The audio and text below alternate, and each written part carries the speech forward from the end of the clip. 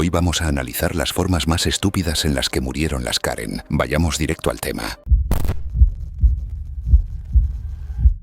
Era 18 de noviembre de 2014 y la acogedora atmósfera de Green Coffee House en Portland, Oregón, se llenaba con los sonidos familiares de las máquinas de espresso, conversaciones tranquilas y el suave clic de los teclados de las laptops. El espacio de almacén convertido contaba con paredes de ladrillo expuestas, muebles vintage y grandes ventanas que proporcionaban luz natural para docenas de freelancers, estudiantes y trabajadores remotos.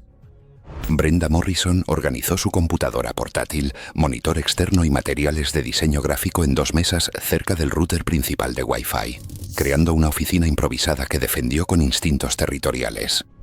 A los 52 años, la diseñadora gráfica freelance se había autoproclamado la monitora no oficial del uso de Wi-Fi público, cronometrando a otros clientes con un cronómetro y confrontando a cualquiera que excediera lo que ella consideraba un tiempo razonable de Internet. Su rutina diaria consistía en llegar a la hora de apertura para reclamar el mejor lugar y defender agresivamente su territorio.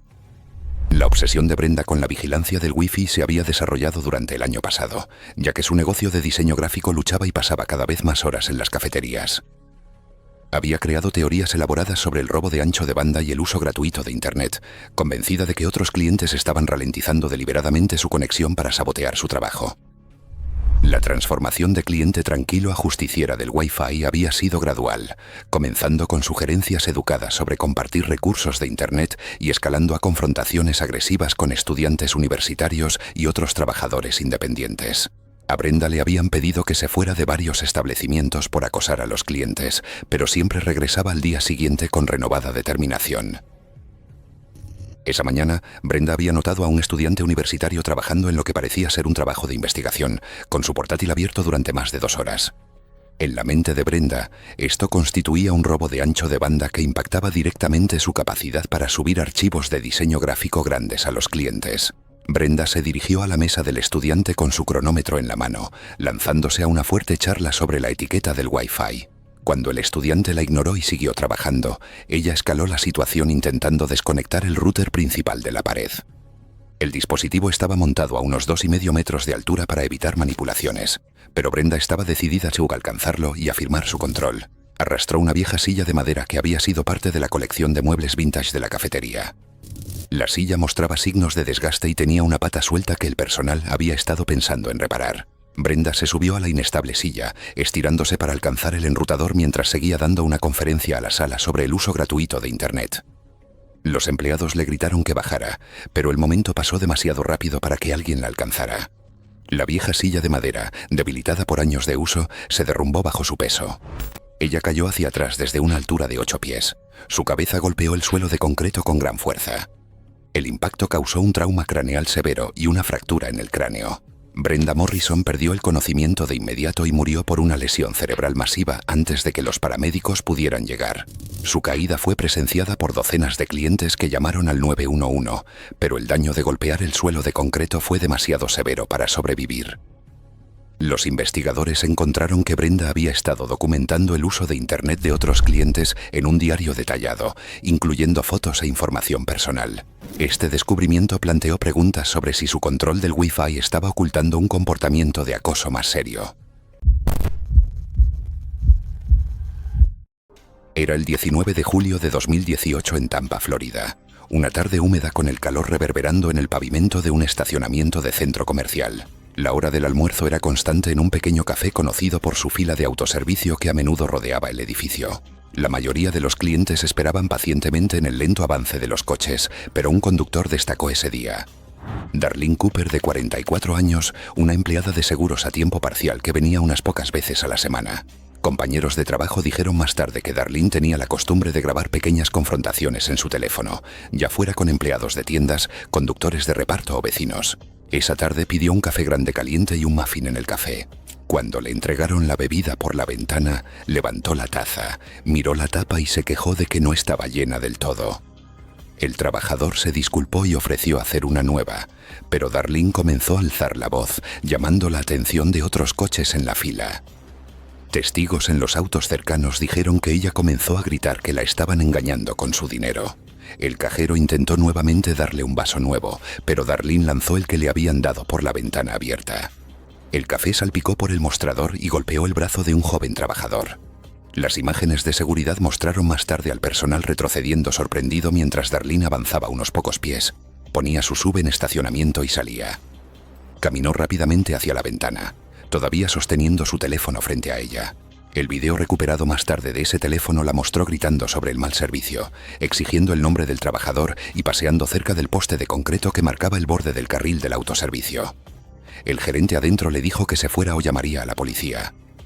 En cambio, giró bruscamente y caminó de regreso hacia su vehículo, murmurando que tenía pruebas. Los clientes en la fila detrás de ella recordaron que todavía estaba grabando mientras abría la puerta del conductor. El aire afuera era denso, más de 90 grados, y el sonido de los motores al ralentí se mezclaba con sus gritos. Colocó su teléfono en el soporte del tablero, medio dentro del coche, medio de pie afuera. La puerta seguía completamente abierta. Según los investigadores que luego revisaron el metraje, lo que sucedió a continuación duró menos de 5 segundos. Darlene metió la pierna, intentando cerrar la puerta de un golpe con la mano izquierda mientras mantenía su teléfono equilibrado en el soporte del tablero. El motor seguía encendido y al moverse para sentarse de nuevo, su pie presionó el acelerador en lugar del freno. El SUV avanzó bruscamente con un corto chirrido de llantas. La puerta abierta golpeó el poste de concreto al lado de su espacio de estacionamiento. El metal se dobló hacia atrás, atrapándola entre el borde interior de la puerta y el marco del coche. La fuerza aplastó su pecho superior contra la columna de dirección. La grabación del teléfono capturó un estallido de ruido, luego se quedó en silencio. Un hombre 2 coches atrás presenció todo el impacto. Dijo que primero pensó que el vehículo simplemente se había detenido, pero cuando vio el cuerpo de Darlene atrapado en la puerta, salió de su coche y corrió hacia ella. El motor seguía acelerando en marcha, las ruedas girando contra el bordillo. Intentó tirar de la manija, pero la puerta torcida estaba atascada contra el poste. Otro conductor gritó para que alguien apagara el encendido. Una mujer se acercó por el lado del pasajero para apagarlo, pero para entonces no había movimiento de Darlene. El personal del café cerró la ventana del autoservicio y llamó a los servicios de emergencia mientras la fila de coches retrocedía para dar espacio. Los socorristas dijeron más tarde que la posición del SUV y el marco de metal doblado dificultaron la extracción. Tomó varios minutos aflojar la puerta lo suficiente para alcanzarla. Más tarde, los paramédicos notaron un trauma severo en el pecho consistente con una alta compresión del bisagra de la puerta. Los investigadores reconstruyeron la cronología principalmente a partir de su propio teléfono. El video comenzaba con ella pidiendo café y continuaba hasta que gritaba al personal, regresaba al SUV y se subía. La imagen final se congeló en el volante un instante antes del sonido del impacto. Las autoridades clasificaron la muerte como accidental causada por lesiones contundentes en el pecho. Notaron que no había evidencia de falla mecánica, solo error del conductor combinado con distracción. Los testigos confirmaron que el arrebato por la taza medio llena duró casi 3 minutos antes del momento fatal. Por la tarde, el café reabrió el carril. El poste doblado permaneció durante días mientras el video no se publicaba, aunque los investigadores confirmaron que capturó toda la discusión. El caso fue considerado una muerte accidental, un error fatal que convirtió una discusión ordinaria sobre café en una tragedia. Era el 11 de febrero de 2018, en un tranquilo barrio suburbano de Dayton, Ohio. El cielo estaba gris, el aire fresco, y los residentes estaban montando mesas casualmente para la venta de garaje comunitaria. La mayoría de las personas clasificaban cajas lentamente, saludando a los vecinos y organizando artículos a lo largo de sus entradas sin prisa. Una de las participantes era Carla Madsen, de 46 años, una organizadora del hogar a tiempo parcial conocida por tratar la venta anual como una competencia. Su trabajo consistía en criticar cómo las personas organizaban sus espacios, y los vecinos decían que a menudo llevaba esa misma actitud a los eventos comunitarios. Ya había dicho a varias personas que tenía la intención de tener la mejor mesa este año después de sentirse pasada por alto en la última venta. Entonces, cuando salió y decidió que su entrada se veía demasiado oscura, su irritación comenzó de inmediato. Carla abrió de golpe su garaje y sacó contenedores de plástico llenos de decoraciones viejas y artículos del hogar. Cuando un vecino mencionó que la iluminación no importaría hasta que llegaran los compradores más tarde, Carla respondió bruscamente y los acusó de socavar su montaje. Movió sus cajas bruscamente, reorganizando y volviendo a reorganizar sus mesas mientras murmuraba quejas cada vez que algo no estaba perfectamente alineado. Aún descontenta, decidió que la entrada necesitaba iluminación extra. En lugar de comprar equipo nuevo, sacó un contenedor de plástico lleno de cables de extensión que había acumulado a lo largo de los años, algunos desgastados, algunos con cinta adhesiva, y uno con una tira de varios centímetros de alambre de cobre expuesto. Cuando un residente cercano sugirió amablemente que algunos cables parecían inseguros, Carla alzó la voz, insistiendo en que todo funcionó bien el año pasado y rechazando la oferta de un cable de repuesto. Estiró los cables a través de su entrada hacia el enchufe exterior, pero en lugar de colocar los planos, arrastró un viejo estante de metal más cerca para mantenerlos fuera del camino. La parte inferior del estante estaba húmeda por la humedad de la noche, y varios testigos dijeron que la vieron empujándolo de un lado a otro con tanta fuerza que raspaba ruidosamente el concreto. Un vecino recordó más tarde haberla oído murmurar enojada mientras intentaba encajar los cables detrás de él. A las 9:35 de la mañana, 2 cables ya estaban conectados. La luz permanecía apagada porque la conexión final aún no se había hecho. Carla se agachó con el cable dañado, el que tenía el cobre expuesto, y apoyó firmemente su otra mano en el estante de metal húmedo mientras se acercaba al enchufe. Un hombre de pie en su porche, directamente al otro lado de la calle, informó haber visto un rápido destello azul debajo del estante, seguido de un fuerte chasquido. El cableado expuesto había entrado en contacto con la superficie metálica mojada, energizando todo el marco. Como Carla se apoyaba en él, la corriente viajó a través del estante y directamente a su cuerpo. El mismo testigo dijo que vio su cuerpo ponerse rígido antes de que cayera de cara al concreto. Varios residentes de la cuadra informaron más tarde un breve parpadeo de luces dentro de sus casas en ese mismo momento. La gente se acercó a su entrada, pero se detuvo, sin saber si el estante o el enchufe seguían activos. Alguien gritó que cortaran el interruptor y un vecino corrió al garaje para apagarlo, dejando las luces apagadas de inmediato. Los servicios de emergencia llegaron minutos después, y los vecinos observaron desde la acera mientras los paramédicos la evaluaban, aunque nadie cerca podía escuchar los detalles. Los inspectores revisaron más tarde los cables, el enchufe y el estante. Concluyeron que el cobre expuesto, la superficie metálica húmeda y el contacto directo de la mano de Carla crearon un circuito eléctrico completo en el momento en que intentó conectar el último cable. Los funcionarios confirmaron que ella murió en el lugar por un paro cardíaco causado por una electrocución fatal consistente con la corriente doméstica bajo condiciones de contacto húmedo. Al día siguiente, su familia retiró todos los suministros eléctricos viejos del garaje y contrató a un profesional para actualizar el cableado y reemplazar el tomacorriente exterior. Era el 9 de septiembre de 2013 y la hora punta para cenar en un restaurante de comida rápida en Phoenix, Arizona creaba una sinfonía caótica de freidoras chisporroteantes, temporizadores pitando y órdenes gritadas mientras los empleados adolescentes luchaban por satisfacer las demandas de los clientes hambrientos. La temperatura exterior había alcanzado los 108 grados Fahrenheit, llevando a la gente a interiores y creando filas más largas de lo habitual. Debra Walsh ajustó la configuración de la cámara de su teléfono mientras se preparaba para documentar lo que planeaba sería otro enfrentamiento exitoso con trabajadores de salario mínimo. A los 38 años, la recepcionista dental había convertido el quejarse en una forma de arte, visitando a diario el mismo local de comida rápida para encontrar fallas en todo, desde la temperatura de la comida hasta la velocidad del servicio. La galería de fotos de su teléfono contenía cientos de imágenes de comidas supuestamente de mala calidad, que usaba como evidencia en sus frecuentes demandas de comida gratis. La rutina diaria de Debra involucraba visitas estratégicas a restaurantes de comida rápida durante las horas pico, cuando los empleados estresados tenían más probabilidades de cometer errores que ella podría explotar. Había memorizado los procedimientos de quejas corporativas de docenas de cadenas y podía recitar números de políticas específicas durante sus confrontaciones con trabajadores adolescentes. La transformación de quejarse ocasionalmente a convertirse en una estafadora profesional de alimentos comenzó cuando Debra descubrió que un comportamiento agresivo y las amenazas de exposición en las redes sociales podían resultar en comidas gratis y tarjetas de regalo. Había desarrollado esquemas cada vez más elaborados para fabricar quejas, incluyendo traer su propia comida fría para reclamar violaciones de temperatura. Esa noche, Debra había llegado durante la hora pico de la cena a las 6 de la tarde con su teléfono completamente cargado y su estrategia de quejas preparada. Ella pidió su comida habitual y de inmediato comenzó su proceso de inspección, fotografiando la hamburguesa desde múltiples ángulos mientras comentaba en voz alta sobre su supuesta mala elaboración. Cuando el cajero adolescente se ofreció a rehacer la hamburguesa, Debra rechazó la solución y exigió hablar con el gerente de inmediato. Comenzó a grabar la interacción mientras explicaba a otros clientes que estaba documentando discriminación y mal servicio para exponerlo en redes sociales. El gerente, un estudiante universitario de 19 años, respondió cortésmente a las quejas de Debra y ofreció múltiples soluciones, incluyendo un reembolso, una comida de reemplazo o un crédito en la tienda.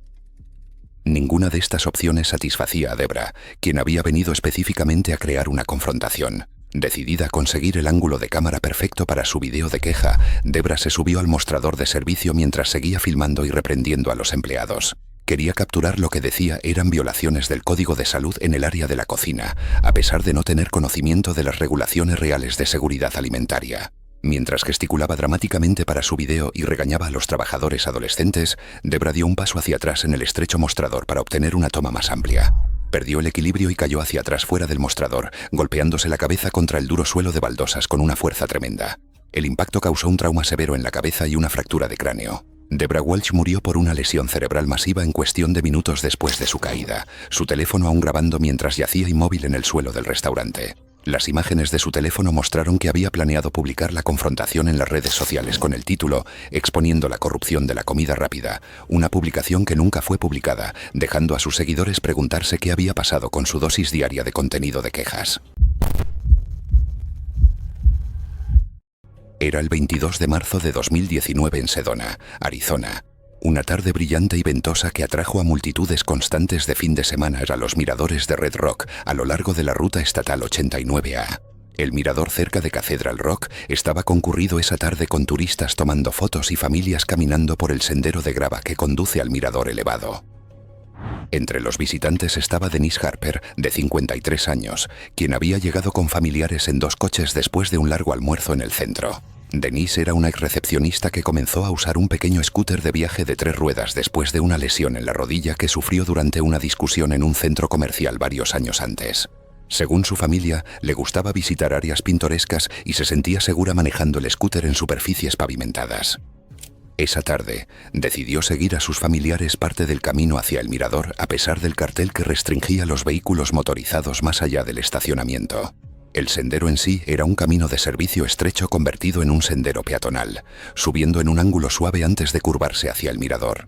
Grava fina de arenisca bordeaba los bordes, y el desnivel en un lado descendía varias docenas de pies hasta una cuenca rocosa. Los visitantes a menudo se detenían a mitad de camino para tomar fotos del valle, apoyándose en la baja barandilla de madera que servía más como marcador que como barrera. Más tarde los testigos dijeron a los investigadores que Denise parecía alegre, pero despectiva cuando otros le advirtieron sobre la pendiente del sendero. Un guía voluntario cerca de la base recordó a los visitantes que no se recomendaban los scooters motorizados más allá de la sección pavimentada, pero Denise lo ignoró y continuó subiendo. Los miembros de la familia dijeron que ella insistía en que sabía lo que estaba haciendo. Las llantas traseras del scooter resbalaban ocasionalmente en la grava suelta mientras maniobraba alrededor de pequeñas rocas a mitad de camino.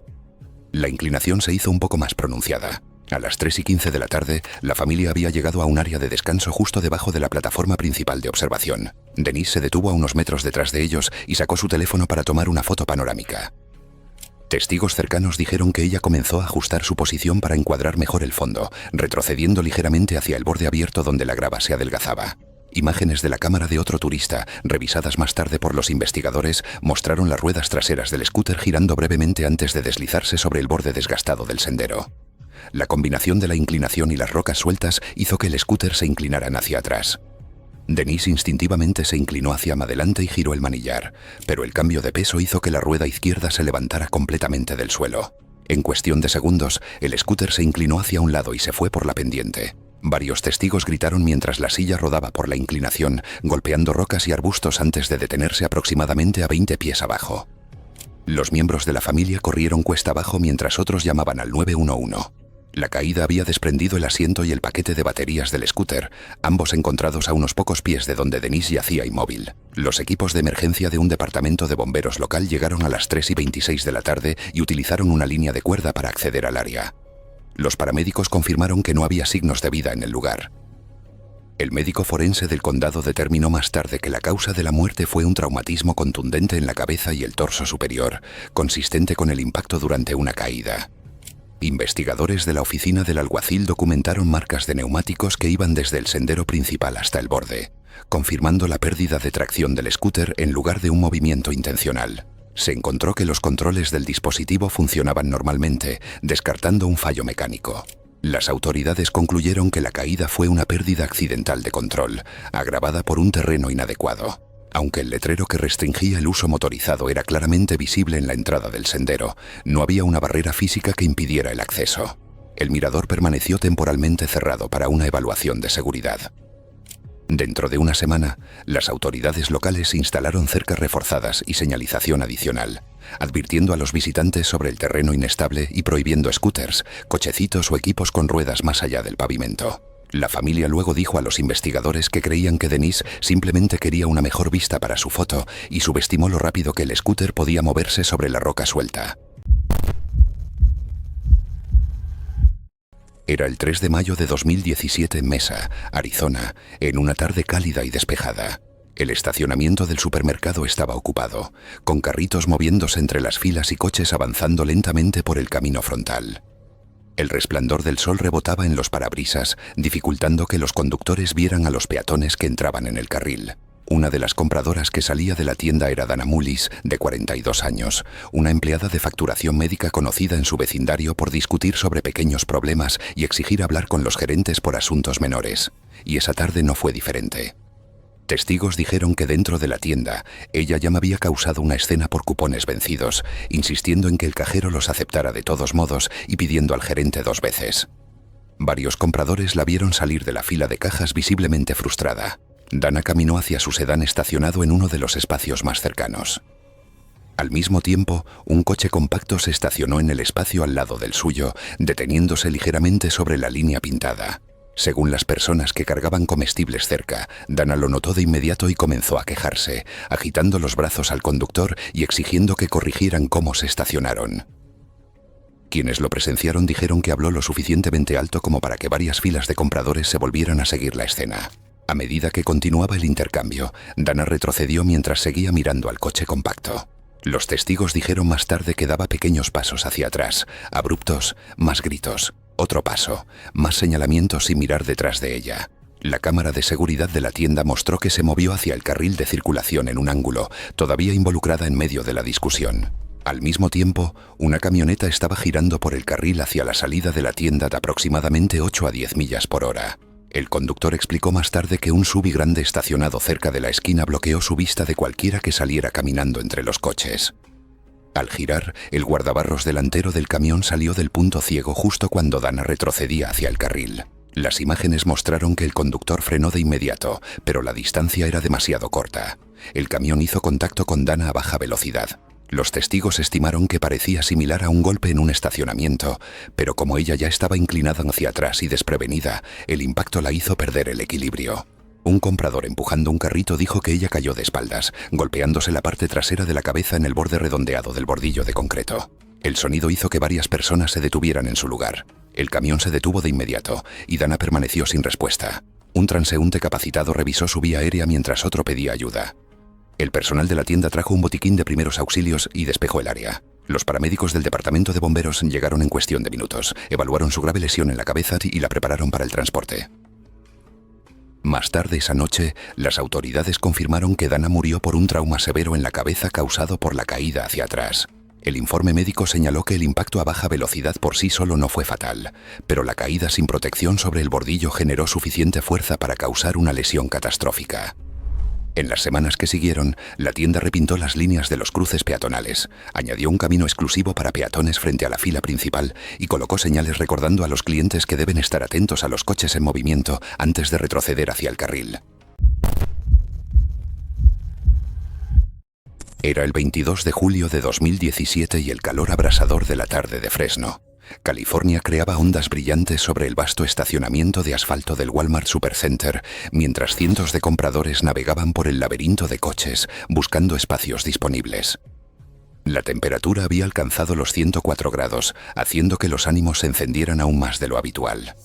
Linda Martínez estaba sentada en su Honda Civic con aire acondicionado, observando el estacionamiento con binoculares mientras tomaba notas detalladas en un cuaderno de espiral dedicado a documentar lo que percibía como violaciones de carritos de compras.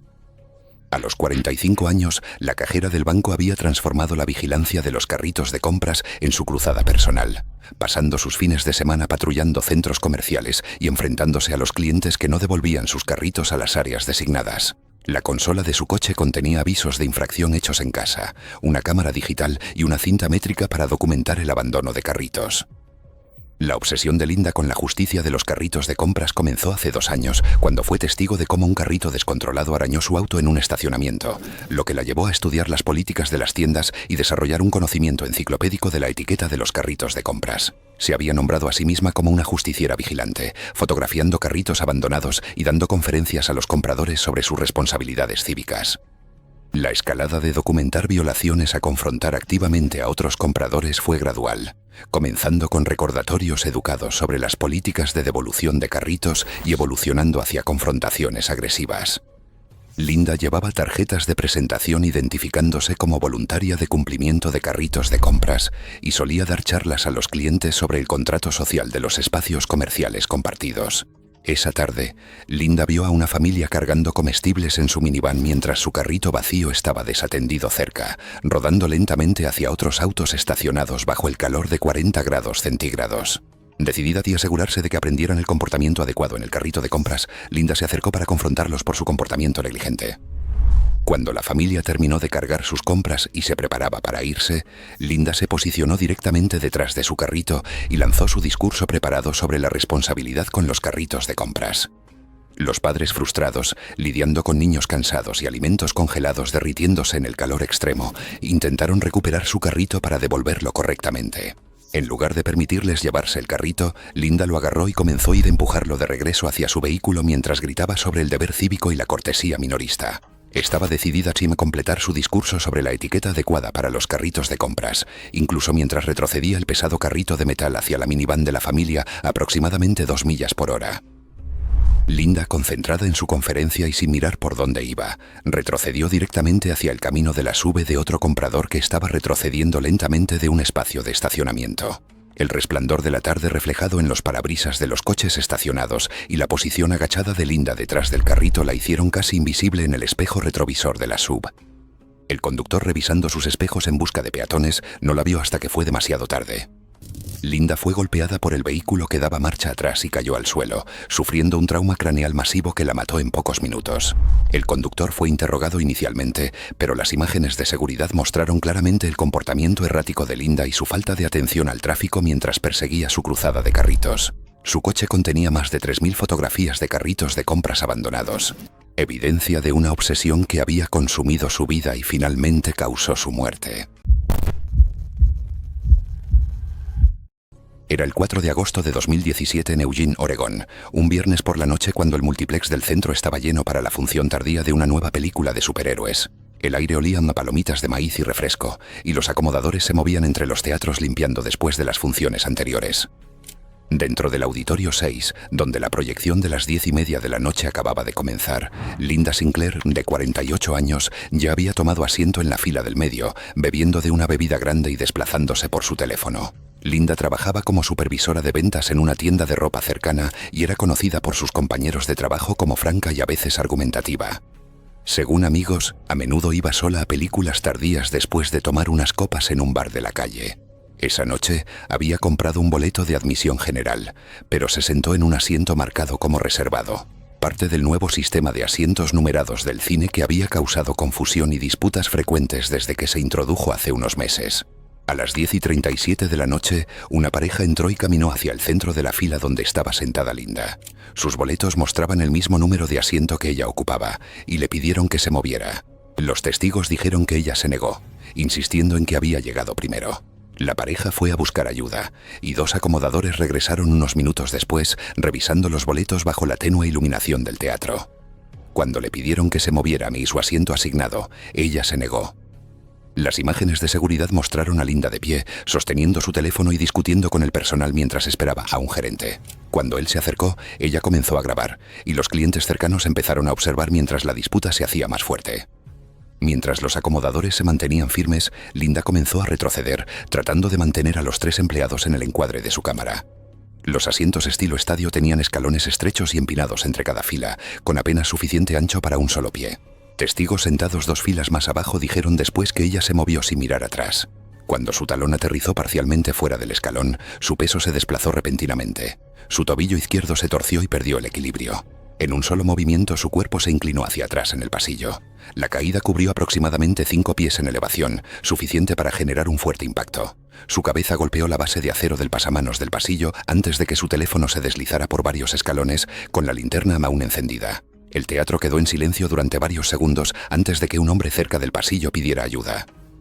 El personal detuvo inmediatamente la película y encendió las luces del techo. Los acomodadores movieron a la multitud hacia atrás mientras uno verificaba el pulso. Una enfermera que estaba en el público asistió hasta que los paramédicos llegaron aproximadamente 7 minutos después. Linda no respondía y más tarde fue declarada muerta en el hospital por un traumatismo contundente en la parte posterior del cráneo. La policía revisó las grabaciones de las cámaras del teatro y de los teléfonos del público. La investigación determinó que la caída fue accidental y que el personal había actuado adecuadamente. Las pruebas de toxicología encontraron niveles moderados de alcohol en su sistema, pero no drogas. El médico forense confirmó una fractura fatal en el cráneo consistente con un impacto contra una superficie metálica fija. El teatro reabrió al día siguiente, pero implementó nuevos protocolos de seguridad y asientos. Se instruyó a los acomodadores para verificar los asientos reservados antes de cada función para prevenir disputas, y se añadieron pequeños letreros de advertencia en las entradas de las escaleras recordando a los clientes que tengan cuidado al caminar. El personal dijo más tarde que fue el primer y único accidente fatal que el lugar había experimentado, una discusión que se volvió trágica en segundos. Era el 28 de junio de 2017 en una piscina pública en Fairview, Washington, una pequeña ciudad suburbana preparándose para su temporada de natación más concurrida. La tarde era cálida y se había formado una fila constante en la entrada. Las familias llevaban toallas, protector solar y juguetes de piscina, mientras que las reglas publicadas junto a la puerta recordaban a los invitados que no se permitía comida ni bebida del exterior más allá del área de registro. En la fila, con un gran café helado, estaba Denise Halbrook, de 41 años, conocida entre los vecinos por acaloradas confrontaciones sobre pequeñas regulaciones. Los residentes que vivían cerca de su casa adosada la describieron como alguien que a menudo exigía hablar con la administración cuando las cosas no salían a su manera. El personal de una tienda de comestibles local había documentado previamente disputas con ella sobre políticas de devoluciones, límites de descuentos y espacios de estacionamiento. Esa tarde en la piscina, su comportamiento siguió el mismo patrón. Cuando se acercó a la recepción, el joven encargado repitió la política. No se permite comida ni bebidas de afuera. La mayoría de los invitados terminaron sus bebidas o las tiraron. Denise no lo hizo. Testigos dijeron que su postura cambió de inmediato. Levantó la voz, agitó su taza de café y argumentó que había pagado demasiado para renunciar a ella. Comparó la regla con la de la piscina de un pueblo cercano y se inclinó hacia el mostrador, señalando el cartel mientras lo criticaba en voz alta. El asistente repitió la respuesta estándar, pero Denise se agitó más, cuestionando su autoridad y gesticulando con la taza. Cuando nada cambió, las cámaras de seguridad la mostraron vertiendo abruptamente toda la bebida sobre la computadora de registro. El café salpicó el teclado, corrió por los cables y el monitor parpadeó mientras el sistema se cortocircuitaba. El asistente retrocedió mientras el supervisor de los salvavidas señalaba para pedir ayuda. Las personas en la fila se alejaron, sin saber qué haría ella a continuación. Después de que le dijeron que se estaba contactando a la policía, los testigos dijeron que Denise murmuró enojada y se alejó del mostrador, todavía gritando. Las imágenes de seguridad la mostraron dando varios pasos rápidos hacia atrás sin mirar detrás de ella. El suelo tenía una capa delgada y resbaladiza de agua de los nadadores durante toda la tarde. Según los presentes, su talón resbaló en el momento en que tocó la parte mojada. Una persona informó haber visto su brazo moverse hacia afuera mientras intentaba sostenerse, pero su impulso la llevó hacia atrás. Las cámaras de seguridad captaron su pie resbalando, su cuerpo cayendo y su cabeza golpeando el borde de concreto con un fuerte impacto. No se movió después. Un transeúnte pidió espacio mientras el supervisor marcaba 911. Los padres apartaron a sus hijos mientras el personal mantenía el camino despejado. Los paramédicos llegaron en pocos minutos, la evaluaron donde cayó, y los testigos dijeron que estaba claro que permanecía sin respuesta todo el tiempo. Más tarde esa tarde, las autoridades confirmaron que Denise Halbrook murió por un trauma severo en la cabeza causado por el golpe contra el concreto. Las imágenes de seguridad mostraron toda la secuencia, su discusión en el mostrador, los pasos hacia atrás en un área mojada, el resbalón y el impacto fatal. La piscina añadió más alfombras antideslizantes y fortaleció los procedimientos para hacer cumplir las reglas de la puerta durante las horas de mayor afluencia. Era el 12 de marzo de 2018 y la tranquila atmósfera matutina de la Clínica de Asociados Pediátricos en Denver, Colorado, fue interrumpida por el sonido de gritos y metales chocando cuando los padres que llegaban a las citas de sus hijos encontraron un obstáculo inesperado. La consulta médica, situada en un tranquilo centro comercial suburbano, normalmente ofrecía un ambiente tranquilo para revisiones de rutina y vacunaciones. Pero el horario de hoy sería interrumpido por un acto de protesta extremista que se volvería mortal. Margaret Johnson ajustó las pesadas cadenas envueltas alrededor de su cintura mientras se preparaba para hacer lo que creía que sería una postura heroica contra lo que llamaba tiranía médica. A los 44 años, la agente inmobiliaria se había obsesionado con teorías de conspiración antivacunas después de pasar incontables horas en grupos de redes sociales que promovían desinformación peligrosa sobre inmunizaciones infantiles. Su transformación de exitosa mujer de negocios a activista radical le había costado clientes, amistades y relaciones familiares. Pero Margaret creía que estaba luchando para salvar a los niños de lo que ella veía como un envenenamiento patrocinado por el gobierno.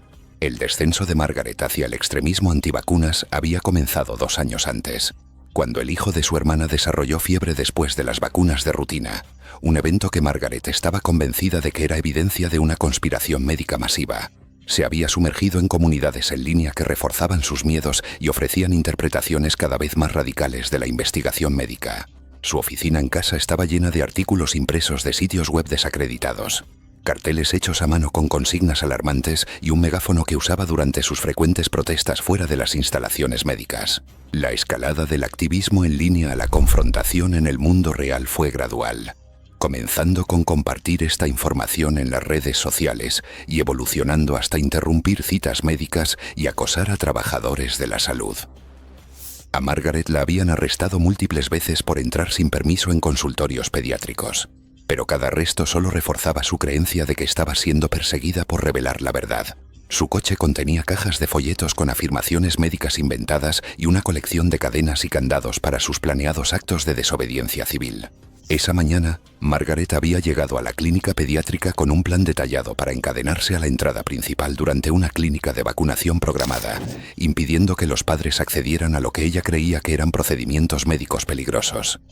Había promovido la protesta en las redes sociales, animando a otros activistas antivacunas a unirse a ella en lo que llamó una misión para proteger a los niños inocentes del daño médico. Margaret comenzó su protesta envolviendo cadenas pesadas alrededor de su cintura e intentando asegurarse a la puerta principal de vidrio de la oficina médica. Había practicado el procedimiento en casa, pero la ejecución real resultó ser más difícil de lo anticipado mientras luchaba con los candados tratando de operar su teléfono para transmitir el evento en vivo para sus seguidores en línea. Mientras Margaret aseguraba las cadenas, comenzó a gritar a través de su megáfono sobre la tiranía médica y los peligros de las vacunas, su voz resonando en el estacionamiento del centro comercial. Los padres que llegaban con sus hijos para las citas se vieron obligados a presenciar su comportamiento cada vez más errático mientras afirmaba que estaba protegiendo a sus hijos del envenenamiento y el control mental. Cuando el personal de seguridad llegó e intentó sacar a Margaret de la propiedad, ella se volvió violenta y empezó a agitar la pesada cadena que aún estaba atada a su cintura. Los 2 metros de cadena de metal se convirtieron en un arma peligrosa mientras Margaret se agitaba salvajemente, tratando de evitar que alguien se acercara o interfiriera con su protesta. En sus movimientos frenéticos, Margaret perdió el control de la pesada cadena y se golpeó la cabeza con una fuerza tremenda. Los eslabones de metal conectaron con su sien, causando un trauma severo en la cabeza y una fractura en el cráneo. El impacto fue tan fuerte que Margaret perdió el conocimiento de inmediato y se derrumbó al suelo, todavía encadenada al marco de la puerta. Margaret Johnson murió por la grave lesión cerebral causada por su propia cadena, sangrando internamente mientras sus folletos antivacunas se esparcían alrededor de su cuerpo en la brisa de la mañana. Su transmisión en vivo siguió grabando mientras moría, transmitiendo sus últimos momentos a la comunidad en línea que había alentado su comportamiento extremista. La oficina pediátrica se vio obligada a cerrar por el día, causando que docenas de niños perdieran vacunas importantes. La investigación reveló que Margaret había estado planeando protestas cada vez más peligrosas, incluidos intentos de interrumpir las salas de emergencia de los hospitales y las conferencias médicas. Curiosamente, el teléfono de Margaret contenía un borrador de publicación en redes sociales programado para más tarde ese día que decía: «Si algo me pasa, sepan que morí luchando por la verdad». Un mensaje que sugería que pudo haber anticipado el peligroso resultado de su protesta, planteando preguntas sobre si su muerte fue accidental o una forma de martirio por su causa. Era el 13 de mayo de 2017 en Cedar Rapids, Iowa, una cálida mañana de sábado cuando los pasillos de un supermercado local de descuentos estaban llenos de compradores de fin de semana. El zumbido constante de los carritos y los escáneres de caja registradora llenaba el aire. En la caja 6, la fila se extendía casi hasta el fondo de la sección de productos frescos mientras la gente esperaba para pagar sus comestibles y artículos para el hogar. Entre ellos estaba Patricia Larkin, conocida por muchos en su vecindario como Patty. Tenía 52 años, era una bibliotecaria jubilada que vivía sola en el lado este de la ciudad. Sus antiguos compañeros de trabajo la describían como una persona franca, alguien que nunca dudaba en corregir a otros en público si pensaba que estaban equivocados. Ella venía a la tienda regularmente, a menudo a media mañana los fines de semana cuando las filas eran más largas. Alrededor de las 10:40 de la mañana, las imágenes de vigilancia mostraron más tarde a Patty empujando su carrito pasando al menos a 5 clientes en la fila del área de autopago. Colocó su carrito directamente detrás de otro comprador que estaba colocando artículos en la cinta transportadora. Un hombre de unos 30 años con una sudadera gris le dijo que el final de la fila estaba detrás de él. Testigos dijeron que ella lo miró directamente y levantó la voz, diciendo que no tenía tiempo para lidiar con retrasos. Varias personas en la fila giraron la cabeza cuando su voz resonó en el área de cajas. El hombre repitió lo que dijo, señalando la fila que se extendía detrás de la exhibición de refrescos. En lugar de moverse, Patty agarró su carrito y lo empujó hacia adelante, golpeando la parte trasera de las piernas del hombre. El sonido de las ruedas de metal contra el suelo de baldosas hizo que varias personas retrocedieran. Un empleado de la tienda en el mostrador de servicio comenzó a caminar hacia el alboroto, pero antes de que llegara, varios compradores ya habían comenzado a grabar con sus teléfonos. El video confirmó más tarde que el hombre no se defendió. Se hizo a un lado, levantando las manos con incredulidad mientras Patty comenzaba a descargar sus compras en la cinta. Uno de los testigos, una mujer cerca de la fila rápida, dijo a los investigadores que Patty parecía nerviosa y murmuraba para sí misma mientras alcanzaba los artículos de su carrito. Sus movimientos eran rápidos y bruscos. Otro cliente que estaba a 2 cajas de distancia dijo que ella se quejaba de que la tienda necesitaba personal mejor capacitado. En ese momento, el gerente de turno, identificado más tarde en los informes como David Hall, se acercó desde el mostrador de servicio al cliente. Se paró a unos pocos pies de distancia y le pidió que se apartara para resolver el problema con calma. Patty se giró, una mano aún agarrando el mango de su carrito. Su cuerpo estaba inclinado a medio camino entre la cinta y el divisor del pasillo. Las imágenes de vigilancia capturaron lo que sucedió después. Al girarse para responder, la rueda delantera de su carrito de compras se enganchó en el borde del riel de metal que bordeaba la base de la cinta transportadora. Cuando intentó mover su pie, su zapato derecho se deslizó entre el pequeño espacio cerca del riel. El carrito se inclinó ligeramente y ella instintivamente tiró de su pierna hacia atrás para liberarse. Ese movimiento le hizo perder el equilibrio. Tropezó hacia atrás. Sus brazos se agitaron brevemente antes de que su cuerpo golpeara el suelo. Su cabeza golpeó la esquina de un congelador bajo que contenía productos cárnicos empaquetados cerca de la zona de cajas. El impacto produjo un sonido sordo y pesado que fue claramente audible en el audio de seguridad de la tienda. Los testigos dijeron que toda el área quedó en silencio. Una mujer gritó pidiendo ayuda y varios compradores se alejaron, dejando sus carritos atrás. El hombre con el que había discutido se quedó inmóvil, todavía sosteniendo su teléfono.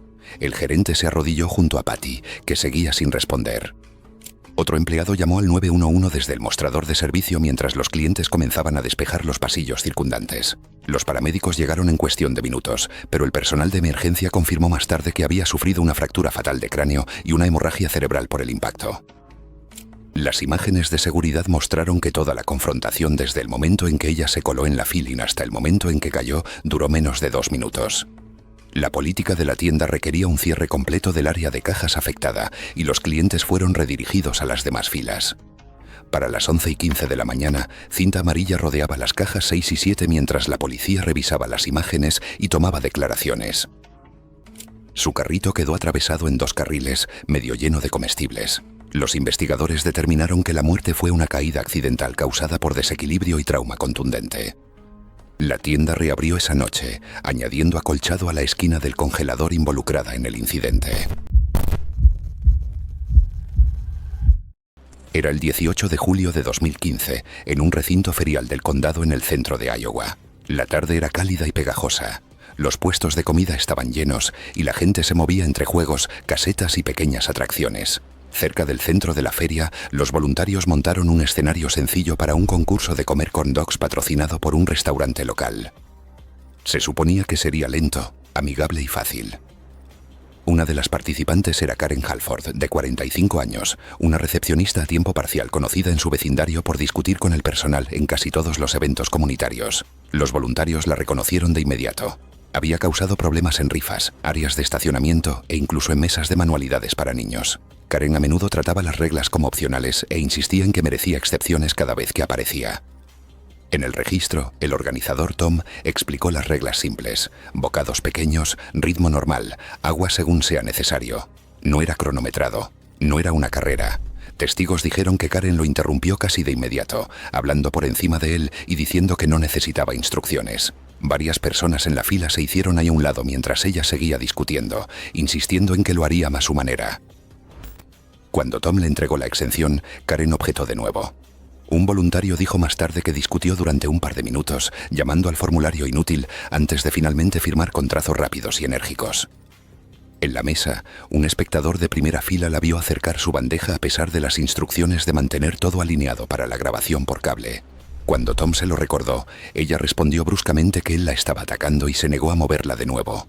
A las 2:03 de la tarde, el concurso comenzó. La mayoría de las personas tomaron pequeños bocados, rieron y hablaron casualmente.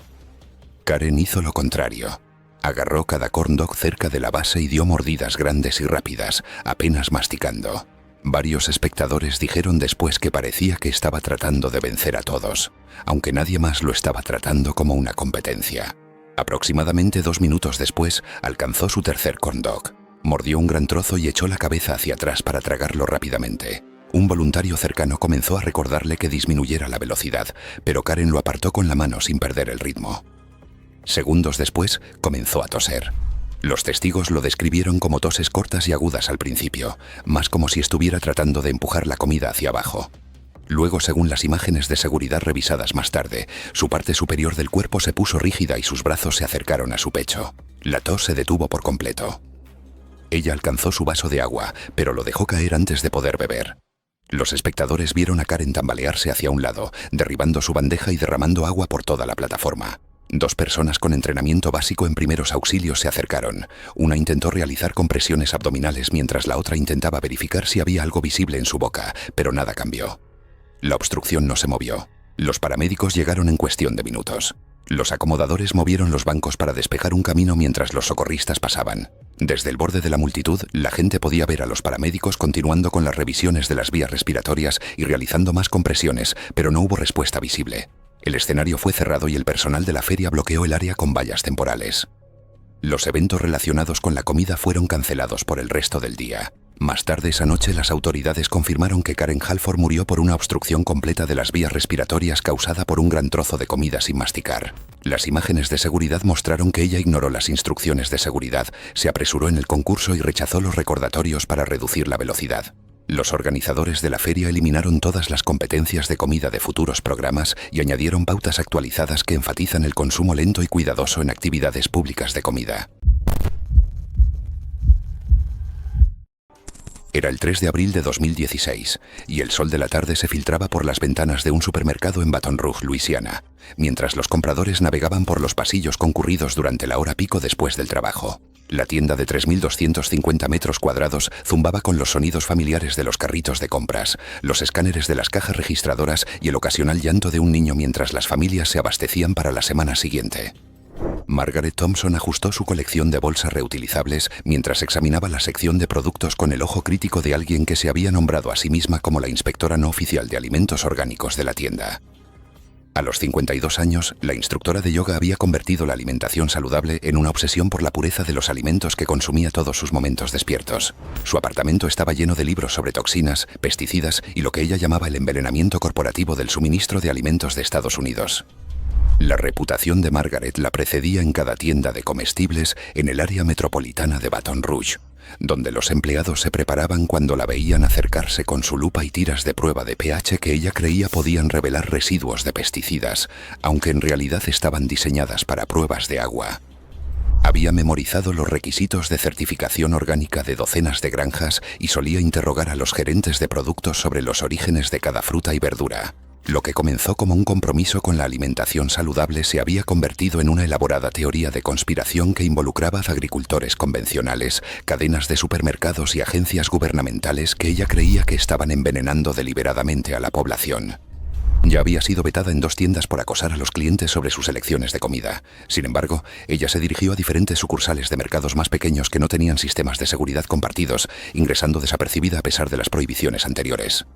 Esa tarde, Margaret había llegado con su equipo de pruebas para inspeccionar la sección de productos del supermercado, decididas a exponer lo que ella llamaba la contaminación de alimentos orgánicos con productos convencionales. Había traído sus tiras de pH, lupa y un cuaderno para documentar violaciones de los estándares orgánicos. Margaret comenzó su proceso de inspección examinando manzanas orgánicas con su lupa, buscando signos de residuos de pesticidas o contaminación cruzada con productos convencionales. Cuando ella descubrió que las manzanas convencionales y orgánicas estaban exhibidas en contenedores adyacentes, comenzó una fuerte charla sobre la contaminación y el fraude al consumidor, exigiendo que el gerente de productos separados inmediatamente todos los artículos orgánicos. El gerente de la tienda explicó amablemente que los productos estaban debidamente etiquetados y cumplían con todos los requisitos regulatorios. La voz de Margaret se elevó hasta un grito cuando acusó al personal de envenenar deliberadamente a los clientes. Sacó un pequeño frasco de spray que había comprado en un sitio web marginal de bienestar, un Mist Detox a base de alcohol que creía podía neutralizar las toxinas en la comida. Margaret comenzó a rociar los productos convencionales mientras gritaba sobre el envenenamiento por pesticidas, diciendo que estaba descontaminando la comida para la seguridad de otros clientes. El aerosol contenía una solución a base de alcohol altamente inflamable que ella creía neutralizaría los residuos químicos. Cuando un empleado de la tienda intentó detenerla, Margaret continuó rociando mientras sacaba su teléfono para documentar lo que llamó resistencia corporativa a la seguridad alimentaria. Varios compradores recordaron haber olido fuertes vapores químicos momentos antes del destello. Mientras Margaret se grababa a sí misma rociando los productos y dando una charla sobre la contaminación, accidentalmente activó su encendedor mientras intentaba iluminar las etiquetas de certificación orgánica para su video. La llama encendió el spray a base de alcohol que había estado usando generosamente en toda la sección de productos, creando un fuego instantáneo que la envolvió de inmediato. Margaret Thompson sufrió quemaduras mortales por el incendio que había comenzado accidentalmente con su propio spray de descontaminación. Murió antes de que los paramédicos pudieran llegar, su teléfono todavía grabando mientras las llamas consumían sus teorías conspirativas sobre alimentos orgánicos junto con su vida. Los investigadores descubrieron que su coche contenía miles de páginas de teorías conspirativas impresas sobre la contaminación de alimentos. Curiosamente, el monedero de Margaret contenía una nota escrita a mano que decía: «Hoy revelo la verdad sin explicación». Un detalle que desató especulaciones interminables sobre si había planeado algo aún más extremo que sus enfrentamientos habituales. Era el 10 de septiembre de 2016 en Plano, Texas. Una tarde temprana justo después de una tormenta eléctrica pasajera. La lluvia había disminuido a una llovizna, dejando charcos poco profundos en el amplio estacionamiento de un complejo de supermercados suburbano. El asfalto mojado reflejaba el resplandor de las luces superiores y los haces rojos de los frenos de los compradores que salían con las compras del fin de semana. Rhonda Ellis, de 46 años, era una agente inmobiliaria autónoma que gestionaba varias propiedades de alquiler en la zona. Los inquilinos y compañeros de trabajo la describieron como asertiva, a menudo teniendo pequeñas discusiones sobre el estacionamiento, el acceso de entregas o quién tenía derecho a ciertos espacios. Su SUV plateada estaba estacionada a varias filas de la entrada de la tienda mientras esperaba que su esposo llegara en un segundo vehículo. Alrededor de las 6:20 de la tarde, un sedán azul giró hacia el mismo pasillo. Las imágenes de seguridad mostraron más tarde que redujo la velocidad al acercarse a un espacio de estacionamiento abierto a solo unos pocos pies de donde Rhonda estaba parada. Cuando el conductor se dispuso a entrar, Rhonda avanzó y se paró en el medio del espacio, haciendo señas con las manos para que el coche se detuviera. El sedán se detuvo, con las luces intermitentes aún encendidas. El conductor bajó la ventana y dijo algo, pero el audio de la cámara no lo captó. Testigos cercanos luego dijeron a la policía que escucharon a Rhonda insistir en que el espacio era para su esposo, que estaba en camino. Cuando el conductor se dio por vencido y se dirigió hacia otra fila, ella permaneció allí de pie durante unos segundos con los brazos cruzados antes de regresar hacia su SUV, sacudiendo la cabeza. Las imágenes mostraron que sacaba un juego de llaves del bolsillo de su chaqueta y las lanzaba con frustración. Las llaves rebotaron una vez y cayeron junto a la base de un poste de luz de metal, donde se había acumulado agua de la lluvia anterior. Ella caminó para recogerlas, sin saber que la carcasa de metal alrededor de la base del poste había estado corroída durante meses. Los registros de mantenimiento mostrarían más tarde que el cableado interno había sido señalado para reparación 2 veces ese año, pero nunca se había reparado. La humedad de la tormenta se había filtrado en el sello agrietado, exponiendo un cable eléctrico que hacía contacto intermitente con la carcasa de metal cada vez que estaba mojado. Rhonda se agachó junto al poste y extendió la mano derecha. Según 2 compradores al otro lado del pasillo, hubo un repentino destello azul-blanco seguido de un fuerte estallido.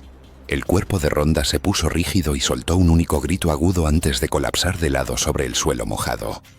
Su mano derecha seguía agarrando el llavero, que estaba parcialmente sumergido en el charco poco profundo. Un hombre que cargaba comestibles en su camioneta se detuvo cuando vio el destello y se dio cuenta de que ella se había desplomado. Dio un paso adelante, pero se detuvo al notar pequeñas chispas danzando sobre el charco alrededor del poste. Otros cercanos también dudaron, sin saber qué había pasado. Un comprador gritó para que todos se mantuvieran alejados mientras alguien dentro de la tienda alertaba a los empleados. En cuestión de minutos, los trabajadores usaron conos y carritos para bloquear el pasillo mientras el olor a plástico quemado y un leve crujido eléctrico llenaban el aire. Los bomberos llegaron a la escena a las 6:31 de la tarde y cortaron inmediatamente la energía de todo el circuito de iluminación del estacionamiento. Los paramédicos se acercaron una vez que se confirmó que no había voltaje, pero Rhonda ya no respondía. Fue declarada muerta en el lugar. El médico forense identificó más tarde la electrocución como la causa de la muerte, consistente con el contacto de alto voltaje a través de una superficie conductora en agua estancada. Los investigadores encontraron que la corrosión en una unión subterránea había causado un cortocircuito durante la tormenta. Las pruebas mostraron que la corriente alcanzó más de 200 voltios, lo suficientemente fuerte como para detener un latido del corazón instantáneamente. La tienda cerró las secciones anoche para inspección. Los registros revelaron que solicitudes de reparación anteriores fueron ignoradas. Para el día siguiente, los equipos de la ciudad sellaron todas las bases de los postes y añadieron señales de advertencia mientras planificaban un recableado completo. Era el 9 de octubre de 2016 en Manila, Filipinas, en una cálida y húmeda noche cuando los huéspedes del hotel salieron a sus balcones para ver la puesta de sol sobre la bahía. El cielo estaba despejado, el agua reflejaba luz naranja y los pisos superiores estaban llenos de personas tomando fotos del horizonte. En el piso 27º estaba Lorna del Monte, de 29 años, una oficinista de Quezon City en un viaje de fin de semana con 2 amigas. Lorna era conocida entre las personas que viajaban con ella por llevar al límite las fotos. Subiendo barandillas, inclinándose demasiado y discutiendo con cualquiera que sugiriera que se detuviera. Ya había estado entrando y saliendo del balcón, quejándose en voz alta de que la barandilla arruinaba sus ángulos. El balcón tenía características de seguridad estándar, una barandilla a la altura de la cintura, baldosas de suelo lisas y una silla de patio ligera. Nada de eso estaba destinado a escalar, pero Lorna arrastró la silla hacia el borde de todos modos. Sus amigos le dijeron varias veces que bajara, pero ella los ignoró, diciéndoles que dejaran de exagerar. Los huéspedes en el balcón de al lado notaron su comportamiento.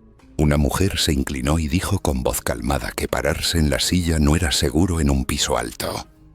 Lorna respondió de inmediato, elevando la voz para que la mitad del piso pudiera escuchar. Insistió en que tenía todo el derecho de tomar fotos como quisiera, añadiendo que pagó por este balcón y podía usarlo como le pareciera. La visitante intentó advertirle nuevamente sobre la silla tambaleante, pero Lorna la interrumpió, diciéndole que se ocupara de sus propios asuntos. Sus amigos intentaron intervenir, pero Lorna los apartó, diciendo que estaban arruinando su foto. Se subió a la silla del patio, sosteniendo su teléfono hacia afuera, repitiendo que la gente necesitaba dejar de controlar todo. Más invitados salieron a sus balcones para capturar el atardecer. Varios notaron a Lorna cambiando su postura en la silla, tratando de inclinar su teléfono más allá de la barandilla. Un invitado 2 pisos arriba informó más tarde haber visto que las patas de la silla se deslizaban ligeramente cada vez que ella se inclinaba hacia adelante. A las 5:56 de la tarde, la luz estaba en su punto más brillante, de un naranja intenso. Lorna se inclinó más sobre el balcón, diciéndoles a sus amigos que necesitaba una foto más. Testigos en el balcón dijeron que empujó todo su torso más allá de la barandilla mientras estiraba el brazo con su teléfono. Mientras cambiaba su peso, la pata trasera de la silla se deslizó sobre el azulejo liso. Solo 1 pulgada, dijo su amiga más tarde, pero suficiente para desequilibrarla. Como su torso ya estaba extendido más allá de la barandilla, ese pequeño deslizamiento hizo que su centro de gravedad se inclinaran hacia adelante. La silla se inclinó y su torso se fue con ella. Los huéspedes en los pisos 26 y 25 informaron haber escuchado un impacto fuerte y pesado en el techo de servicios abajo. Varias personas en la terraza de la piscina miraron hacia arriba después de escuchar el mismo sonido y notificaron al personal del hotel. Desde dentro de la habitación, un amigo llamó inmediatamente por ayuda mientras el otro seguía repitiendo que le había dicho a Lorna que se bajara de la silla. Un huésped en la habitación contigua contactó a los servicios de emergencia después de escuchar el golpe y ver movimiento en el techo inferior. La seguridad del hotel llegó al techo de servicios en cuestión de minutos y despejó el área circundante. Los amigos de Lorna fueron escoltados al interior mientras los socorristas realizaban una evaluación en el lugar y aseguraban la ubicación para los equipos de emergencia. Los investigadores concluyeron que Lorna murió por múltiples lesiones contundentes consistentes con una caída desde gran altura, señalando la silla inestable, su posición más allá de la barandilla y su negativa a bajar como factores contribuyentes. Más tarde el personal recuperó su teléfono, que contenía una foto de la bahía parcialmente encuadrada tomada segundos antes de la caída. Mantenimiento retiró las sillas del patio de todos los balcones de los niveles superiores y la administración añadió avisos de seguridad más prominentes. Era el 15 de enero de 2015 y el ambiente de compras después de las fiestas en una gran tienda departamental en Tampa, Florida, estaba lleno de clientes que devolvían regalos no deseados y aprovechaban las ofertas de liquidación. El departamento de atención al cliente de la tienda de 120.000 pies cuadrados ha estado abrumado desde el día de Año Nuevo con devoluciones, cambios y quejas de compradores lidiando con compras navideñas. Susan Rodríguez empujó un carrito de compras lleno de ropa de diseñador, zapatos y accesorios hacia el mostrador de atención al cliente. Sus ojos brillaban con la confianza de alguien que había perfeccionado una estafa elaborada. A los 41 años, la asistente administrativa había transformado las devoluciones de productos en un lucrativo negocio paralelo, utilizando recibos fraudulentos y tarjetas de crédito robadas para devolver mercancía obviamente usada y obtener reembolsos completos. Su habitación libre se había convertido en un almacén de bienes robados. La operación de fraude de devoluciones de Susan había generado más de $30.000 en ganancias ilegales durante los últimos 2 años, financiada por una red elaborada de identidades falsas, tarjetas de crédito robadas y recibos falsificados. Mantuvo hojas de cálculo detalladas para seguir sus actividades fraudulentas en docenas de tiendas, rotando entre ellas para evitar ser detectada mientras establecía relaciones con empleados ingenuos. La evolución de devoluciones fraudulentas ocasionales a una empresa criminal a gran escala fue gradual, comenzando con devoluciones legítimas que Susan se dio cuenta de que podían ser manipuladas para obtener ganancias. Ella había estudiado las políticas de la tienda y desarrollado métodos cada vez más sofisticados para crear documentación falsa. Esa tarde, Susan había llegado con su estafa más ambiciosa hasta ahora. Un carro lleno de ropa de diseñador obviamente usada que planeaba devolver usando recibos falsos. La mercancía mostraba claros signos de uso, incluyendo manchas de maquillaje, tela estirada y etiquetas faltantes. Susan se acercó al mostrador de servicio al cliente, presentando una pila de recibos obviamente fraudulentos de mercancía que claramente había sido usada extensamente. Cuando el gerente de servicio al cliente examinó la mercancía y notó la clara evidencia de uso, Susan se volvió cada vez más agresiva. Ella afirmó que la tienda la estaba discriminando y amenazó con presentar quejas ante la sede corporativa. El gerente explicó amablemente que no podían aceptar devoluciones de mercancía obviamente usada sin la documentación adecuada. La respuesta de Susan fue volverse violenta, lanzando perchas y prendas de ropa a los empleados mientras gritaba sobre el servicio al cliente y el robo corporativo. Decidida a tomar lo que consideraba suyo por derecho, Susan trepó por encima del mostrador de atención al cliente para acceder directamente a la caja registradora. Su rostro estaba enrojecido de ira y su respiración se había vuelto rápida y laboriosa por el esfuerzo físico y el estrés extremo de la confrontación. Años de mala alimentación, fumar y hipertensión no tratada habían pasado factura a su sistema cardiovascular. Mientras Susan se acercaba a la caja registradora, gritando a los empleados, la combinación de extrema ira, esfuerzo físico y su condición cardíaca preexistente provocó un gran ataque al corazón. Se agarró el pecho y se desplomó detrás del mostrador de atención al cliente. Su rostro se volvió azul mientras su corazón dejaba de latir. A pesar de los intentos inmediatos de RCP por parte de los empleados de la tienda y los paramédicos que llegaron en cuestión de minutos, Susan Rodríguez murió de un paro cardíaco en el área de atención al cliente, rodeada de la mercancía fraudulenta que había intentado devolver. El estrés y la furia de su estafa fallida literalmente hicieron que su corazón fallara. La investigación reveló una extensa red criminal que involucra identidades robadas y estafas de devolución que totalizan más de $75.000. Curiosamente, el bolso de Susan contenía un billete de lotería para el sorteo de esa noche valorado en $50 millones, un billete que nunca llegaría a revisar, dejando a la gente preguntándose si su vida delictiva podría haber terminado de manera diferente si hubiera esperado solo un día más. Era el 8 de noviembre de 2015 en Mesa, Arizona. Una tarde seca y fresca que atrajo un tráfico constante de fin de semana al Crosswinds Shopping Plaza. Dentro de la pequeña tienda de mascotas del centro comercial, el habitual parloteo de los pájaros y el zumbido de los filtros de acuario llenaban el aire. Los empleados estaban ocupados atendiendo a los clientes que compraban comida, acuarios y pequeños animales. Alrededor de las 3:20 de la tarde, el área del mostrador frontal de la tienda se convirtió en el escenario de una discusión que terminaría en un accidente repentino y trágico. La cliente era Sharon Malloy, de 39 años, administradora de oficina y madre divorciada de un hijo que vivía a unas pocas millas de distancia. Era una clienta inhabitual de la tienda. A menudo pasaba por allí para comprar alimento para aves y suministros. Los empleados la describieron como franca, conocida por cuestionar los precios y pedir con frecuencia descuentos en artículos que consideraba demasiado caros. Ese día, Sharon entró preguntando por un pequeño periquito que había visto en una visita anterior. El pájaro formaba parte de un programa local de rescate que trabajaba con la tienda, y su tarifa de adopción estaba fijada en $25 para cubrir los costos de cuidado y médicos. Según testigos, Sharon argumentó que la tienda no debería cobrar por animales rescatados. Habló lo suficientemente alto como para que los clientes cercanos se volvieran a mirar. La empleada en el mostrador, una estudiante universitaria que trabajaba a tiempo parcial, intentó explicar que la tarifa iba a la organización de rescate, no a la tienda en sí.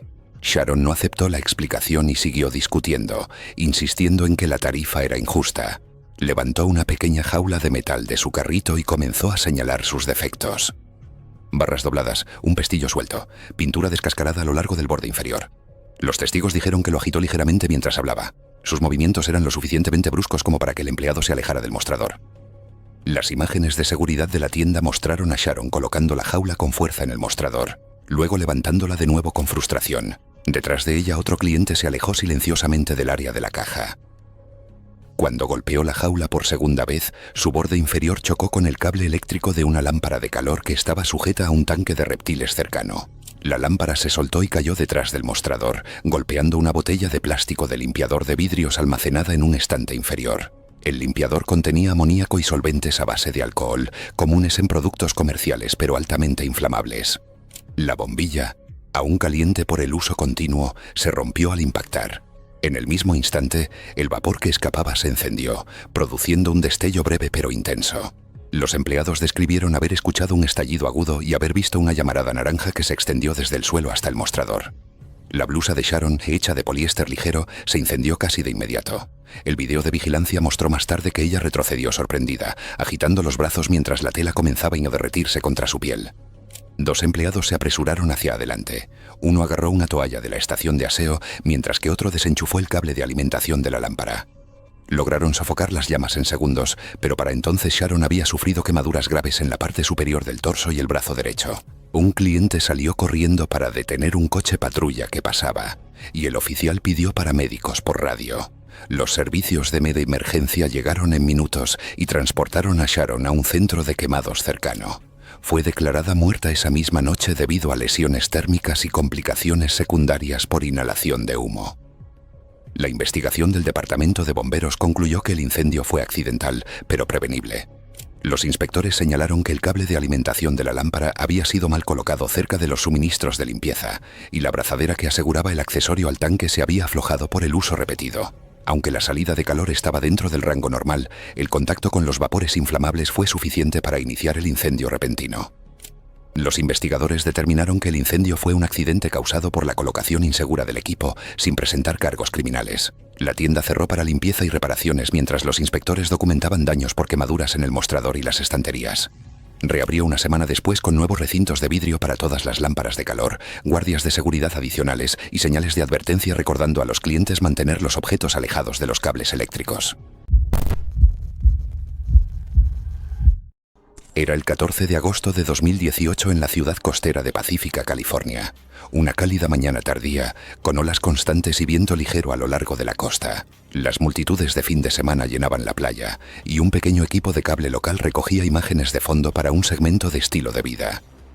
Tomas amplias de surfistas, vendedores y nadadores moviéndose en el agua. Una de las personas en la playa era Melissa Davenport, de 42 años, conocida por los habituales por su hábito de corregir a extraños y desafiar al personal. Trabajaba como planificadora de eventos freelance, y los vecinos decían que a menudo llevaba esa actitud asertiva a todas partes. Pesando alrededor de 240 libras, usaba una tabla larga de espuma para mayor estabilidad, ya que no era una surfista experimentada. Más temprano esa mañana, los testigos dijeron que ya estaba remando más allá de la zona para principiantes, hablando en voz alta sobre cómo entendía el agua mejor que el personal que monitoreaba las condiciones. Los surfistas habituales notaron que le habían advertido repetidamente sobre las corrientes del rompeolas en visitas anteriores, pero ella desestimó cada advertencia como un consejo innecesario destinado a surfistas inexpertos. Los salvavidas habían emitido advertencias tempranas sobre una fuerte corriente lateral que empujaba hacia el viejo rompeolas en el extremo norte. Un guardia se acercó a Melissa mientras arrastraba su tabla hacia el agua, recordándole que se mantuviera dentro de la zona principal de natación. Melissa inmediatamente alzó la voz, insistiendo en que las advertencias eran exageradas y que no era una principiante que necesitara supervisión constante. Cuando el guardia señaló que su correa de tobillo estaba suelta, ella lo desestimó, diciendo que le resultaba restrictiva y que la ajustaría más tarde. Esa holgura dejó un exceso de cuerda, lo que luego permitió que la tabla se alejara lo suficiente como para que la correa se tensara con fuerza. La cámara móvil del equipo de cable capturó brevemente a Melissa entrando al agua mientras hacía comentarios a los nadadores cercanos sobre los salvavidas abusando de su poder. Remó más allá de las primeras olas rompientes, continuando a hablar en voz alta sobre cómo la gente exagera las corrientes para asustar a los turistas. La corriente la empujó constantemente hacia el norte, pero ignoró los gestos repetidos desde la torre de salvavidas para que se dirigiera de nuevo hacia el centro. Intentó ponerse de pie, pero el borde delantero de su tabla se hundió bajo la superficie. La tabla se inclinó hacia adelante y ella se cayó. Los testigos dijeron que intentó salir a la superficie de inmediato, pero la corriente lateral ya había empujado su tabla hacia las rocas sumergidas cerca del rompeolas. Según varios bañistas, Melissa salió a la superficie una vez, tosiendo, con los brazos moviéndose hacia la tabla. A medida que la corriente empujaba la longboard hacia las rocas, la cuerda alcanzó su máxima tensión. Los testigos dijeron que vieron su cuerpo sacudirse hacia abajo cuando la cuerda estirada la arrastró bajo el agua. Personas en el rompeolas informaron haberla escuchado gritar momentos antes de que la corriente la girara de lado. Una pequeña ola que retrocedía la arrastró nuevamente en dirección a las rocas, y su cabeza se levantó sobre el agua solo brevemente. Imágenes de la cámara distante del equipo de cable confirmaron más tarde que la tabla larga había derivado hacia el rompeolas, su punta enganchándose en un borde sumergido de piedra. La tabla permaneció atascada en un ángulo mientras la corriente continuaba empujando agua más allá de ella.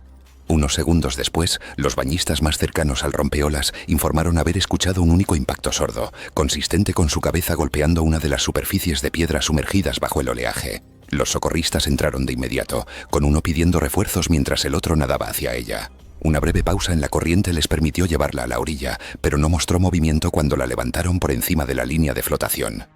La RCP comenzó de inmediato y el personal de la playa despejó el área. Los paramédicos llegaron aproximadamente 5 minutos después de la llamada de emergencia y se hicieron cargo de los esfuerzos de resucitación, continuando con la RCP mientras evaluaban su condición. Su trabajo duró solo un corto tiempo antes de que señalaran detenerse. Más tarde, las autoridades confirmaron que Melissa Davenport murió por un traumatismo craneal contundente consistente con el impacto contra una roca sumergida después de que la correa ajustada la arrastrara hacia el rompeolas. Las imágenes del equipo de cable ayudaron a verificar la secuencia de eventos y su desatención previa a las advertencias. Más tarde, el pueblo amplió sus marcadores de zona actuales y actualizó las sesiones informativas de seguridad, citando el caso como un incidente prevenible. Gracias por vernos. ¿Quieres ver más? Haz clic en tu pantalla ahora.